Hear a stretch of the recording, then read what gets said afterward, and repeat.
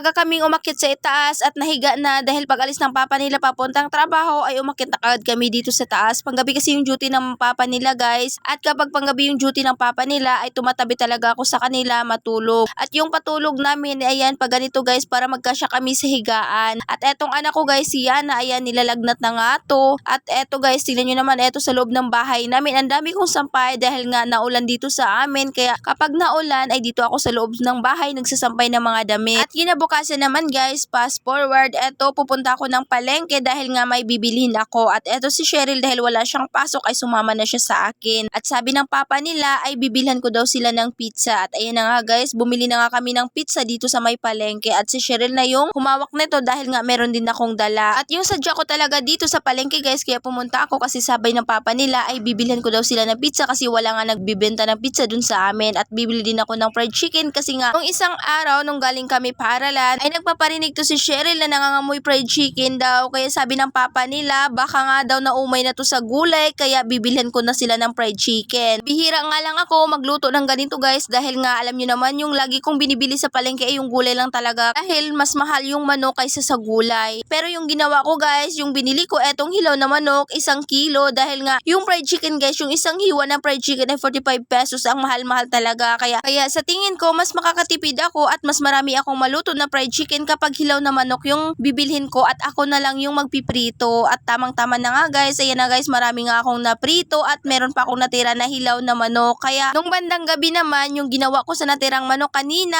ay ayan na nga guys, gagawin ko nga tong tinolang manok. At yung gagawin ko nito guys, hindi ko to igigisa sa mantika dahil nga etong anak ko guys si Yana ay meron nga siyang lagnat at gusto ko guys na makahigop siya ng mainit na sabaw. Kaya yan na guys, nagpainit na ako ng tubig sa kawali pagkatapos nilagay ko na kaagad etong tanglad at etong luya at nagpitas na rin ako ng malunggay sa labas ng bahay. Pagkatapos tagayod na rin ako ng papaya guys at ninipisan ko lang yung pagkayad ng papaya para mabilis lang siyang maluto. At yan na nga guys, nung kumulo na nga ilagay ko na kaagad etong mga karni ng manok at sinabay ko na rin ilagay etong papaya na ginayad ko. Pagkatapos simplahan ko lang siya ng pangpalasa katulad ng asin at saka betchin lang. At nung nalagay ko na kaagad etong asin at saka betchin ay tinakpan ko lang siya at hihintayin ko lang siya guys na kumulo bago ko ilagay etong sibuyas dahon at saka yung malunggay na. At nung kumulo na nga, ayan, nilagay ko na kagad etong sibuyas dahon guys at nilagay ko na rin etong malunggay at pinatay ko na rin yung apoy dahil nga maluluto lang naman tong malunggay sa init ng sabaw. At yan lang muna for today's video. Kain po tayo. Thank you Lord sa lahat ng blessing. Yan lang muna guys. Maraming salamat po sa inyong panonood. God bless.